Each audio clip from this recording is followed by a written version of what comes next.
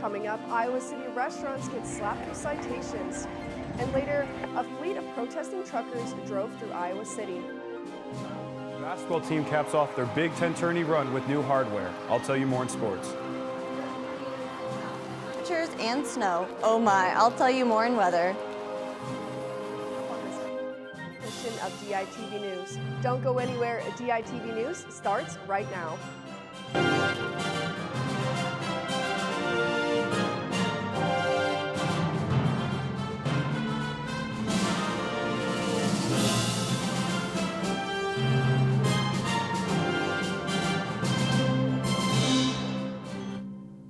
Good morning and thank you for tuning in. I'm Justina Borgman. Our top story today is women's basketball triumphant defeat over the Indiana Hoosiers last night, winning them the Big Ten tournament. Sam, can you tell us more? Yeah, Justina, this Big Ten title means a lot to the women's basketball program, and DITV sports reporter Max von Griess has more about what happened yesterday that led to this win. The Iowa women's basketball team are your 2022 Big Ten tournament champions. The atmosphere here before the game started was absolutely electric as fans piled into Gainbridge Fieldhouse Arena to watch the Iowa Hawkeyes and Indiana Hoosiers battle it out. The Hawkeyes and the Hoosiers dueled it out all afternoon, but the deciding factor was senior center Monica Sinano. Sinano had a double-double with 30 points and 10 rebounds as she led the Hawks to the victory. But Monica Sinano, I think she showed why she is one of the best posts in America. Monica is so special inside and very, very talented as far as her footwork, her hands, her ability to score from underneath the basket. Even you saw that tonight. Again, congratulations to this year's Big Ten Women's Tournament champions, your very own Iowa Hawkeyes. From Gainbridge Fieldhouse Arena, I'm Max von Griess, DITV Sports. I'll fill you in on more Hawkeye sports updates in a bit. Back to you, Justina. Thanks, Sam. Many of Iowa City's restaurants have been cited for various health violations, including a few of University of Iowa dining locations. Downtown bars Cactus 3 and Roxy received multiple violations. These include lack of hand washing reminders, employees not washing their hands, and lack of health procedures and protocols. Cactus 3 was also not storing meats, seafoods, and sauces in safe temperatures for later consumption. Bread Garden was also cited downtown. They received violations for not washing their hands after handling raw meat and eggs or before cleaning their dishes. They also did not have hand washing stations properly stocked. In UI Dining, Pat's Diner and Ace Sushi also had violations. The University of Iowa is putting in place new parking rates and violations.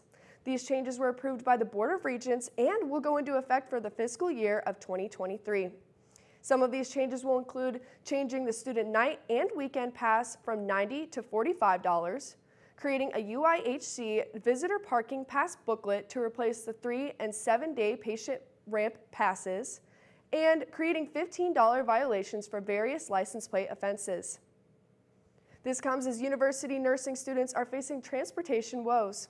There have been complaints of expensive parking fees at UIHC.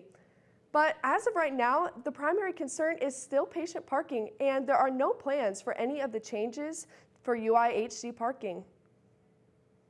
On the way to Washington, D.C., the Midwest Freedom Truckers Convoy stopped in Iowa City Saturday morning. The Midwest Freedom Convoy is one of several clusters of individuals protesting mask and vaccine mandates, despite most Midwestern states no longer requiring them. Supporters both on and along the trail waved flags, honked horns, and cheered as the truckers drove on Interstate 80. Even similar protests have occurred across the nation as truckers drove through Idaho, Utah, Wyoming, and Nebraska on their way to D.C. after starting in Canada earlier this year. A faculty member at the University of Iowa is making big advances in the field of diversity, equity, and inclusion. Daily Iowan reporter Arabia Parkey is in the newsroom with more. Arabia, can you tell me more about Sherry Watt? Hi, Sherry Watt is a University of Iowa professor in the Higher Education and Student Affairs program at the UI's Department of Educational Policy and Leadership Studies. Watt has been a UI faculty member since 2000. Along with being a professor, Watt conducts research that centers on diversity, equity, and inclusion topics. Recently, Watt was one of 6 UI faculty to be honored by the State Board of Regents for a sustained record of excellence and exceptional contributions to the university. Recipients of this award, including Watt, will be honored at a special award celebration in the fall. And why did the Board of Regents honor her? Watt was honored for her research on how communities can productively engage in difficult conversations, particularly involving anti-racist or diversity, equity, and inclusion conversations. Her research centers on the theory of being, a learning theory aimed to increase the stamina of participants in complex dialogues. The research has a focus on the process of change rather than on the potential outcomes of these conversations. Watt and her team also aim to research and put into action simultaneously through workshops, partnerships across university departments and nonprofit organizations, and more.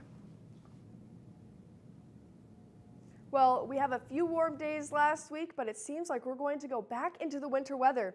Ashley, can you tell us more? Yes, Justina, this week the sporadic Iowa temperatures continue with the cool temps sticking around for a few days. Today's high will be 34 degrees with partly cloudy skies before tonight's low of 15 degrees. And the snow is going to be sticking around for a few days at least. Tomorrow we will get back some sunny skies with a high of 45 and a low of 23 that evening. We are looking at a live view of campus now on a chilly morning that does not allude to the crazy weather this past weekend.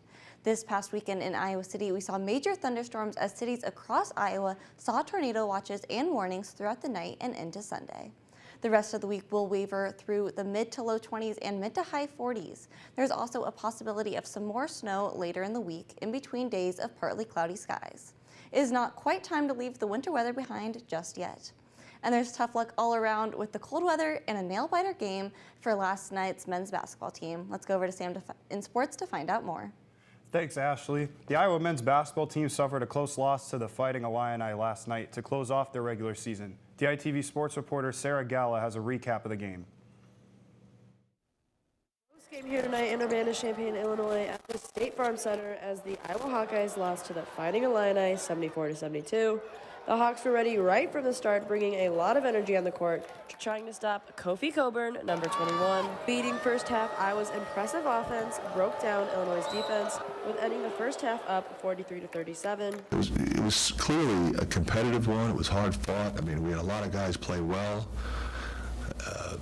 There were mistakes made, but guys just kept competing.